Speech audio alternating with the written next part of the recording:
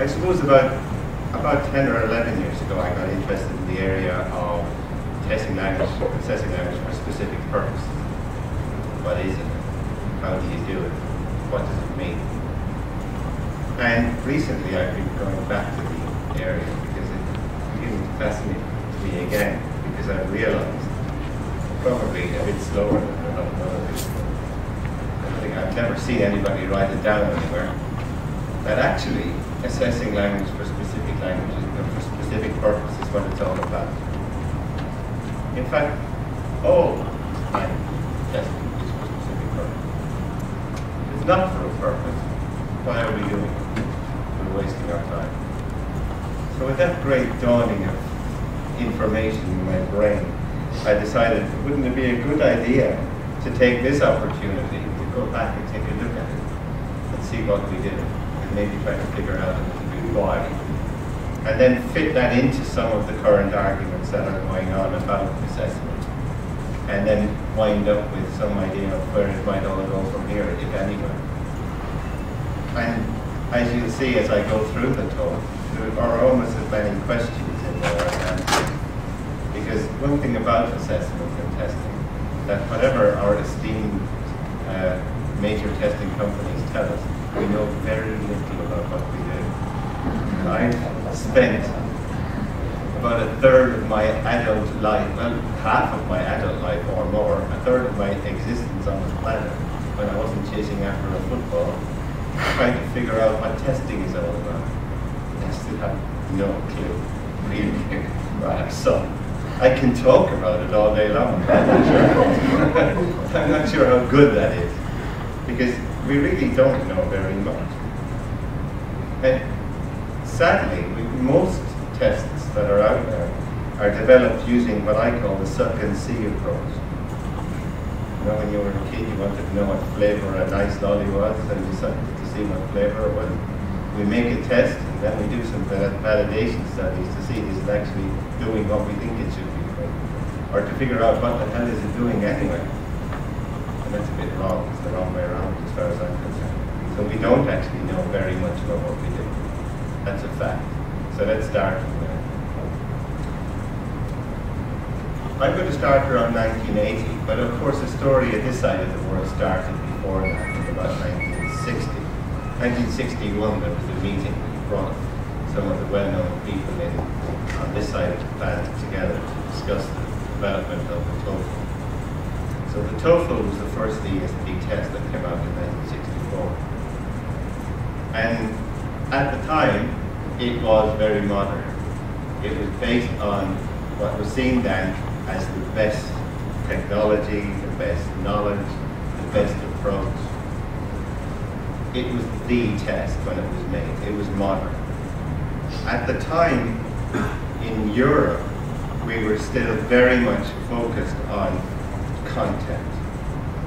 So the situation had happened over the previous probably 50 years, that the philosophy of assessment in the Americas had moved towards a philosophy of psychometrics. It must measure accurately to be a good test. Philosophy in Europe had always stayed with it must test something relevant.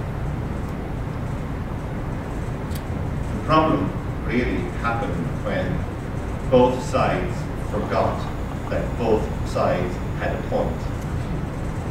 Because it has to be testing something relevant, but it has to test it accurately.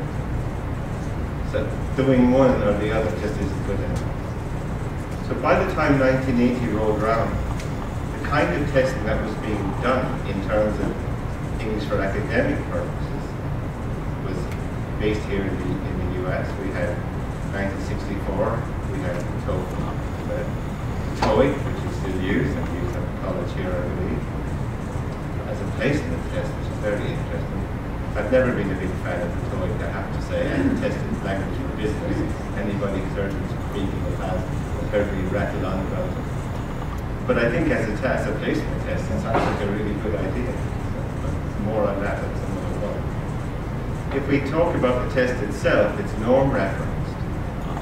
If I By the way, if I say anything here in terms of terminology that you're not quite sure, just stick your hand up or shout at me and say, what does that mean? Because I tend to go on and I lose sight of who I'm talking to sometimes. I'm sometimes talking to myself, let's face it. I spend quite a lot of my life talking to myself. I find myself a very good interlocutor. I never answer back and I never question myself. And I'm always right. So my wife tells me that sometimes. She's right. So it's a norm referenced, standardized test. Right? You know, all know what norm reference is. You know it's standardized. It's an indirect estimate. These are both indirect estimates of a person's language ability in a particular domain. The domains being the academic domain and the business domain. They're non-domain specific content. What I mean by that is the content of the test is not actually related directly to the domain that they're investigating. At the time in the UK, we had the LBA and the EPTB. Both tests came out of the same corridor in the same university. In Edinburgh University, we had two people working on two different tests at the same time. And when they came out, it was wow, you know, what have you done? They were more or less exactly the same. But both of those tests were around for quite a while. And in fact, the EPTB, also known as the Davis test, because it was made by a guy called Alan Davis. I was at a conference at the weekend in Lancaster, and Alan did the opening talk. I was pretty impressed that he wrote the tests. Everybody do the song 50 years ago, and he's still rocking and rolling. He's an amazing character. These two are more or less exactly like the other one. Let's see, there's still norm reference, indirect measurement. Because at the time that was seen as the way to go. We stepped back as far as we could from the skill and from the domain. We tried to measure the individual subcomponents of the domain and then generalize back to the domain. Now, over time, particularly in the 70s and into the 80s, people began to question that approach because it was based on the notion of structuralism.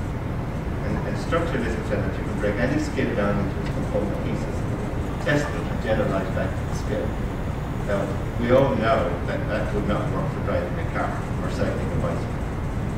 So why should it work for language? That was essentially the argument that happened.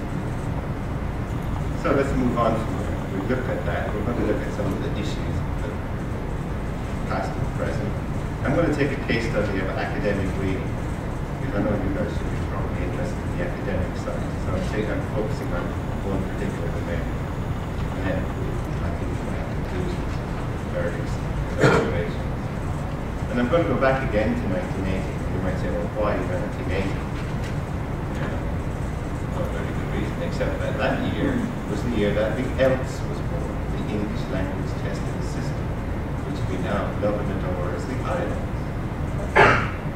At the time, it was new, and it was a really interesting book written. At the time, it was a conference held at Lancaster University, where people from both sides of the Atlantic, people who didn't want to go with the old way of testing, got together to come up with a new idea. And it was pretty revolutionary in every way. So part of it was that it was going to be the first major test with criteria method. And all that meant. So we were going to now look at the test and set a bar. We're good enough, we want to do it. And essentially, the bar was, is this person ready to study in an English medium? Yes or no? They're ready, they're in. They're not ready, they're not ready.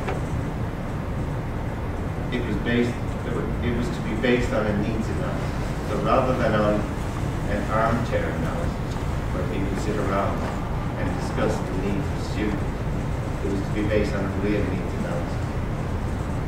It was to be domain specific. So in other words, it was to reflect the domain, and it was to look at the domain, and the preliminary work had identified 6 different domains within university study. So it was to have 6 different tables. So there would be a common core of papers and then 6 different ones depending on what if you were going on to study science or medicine or law or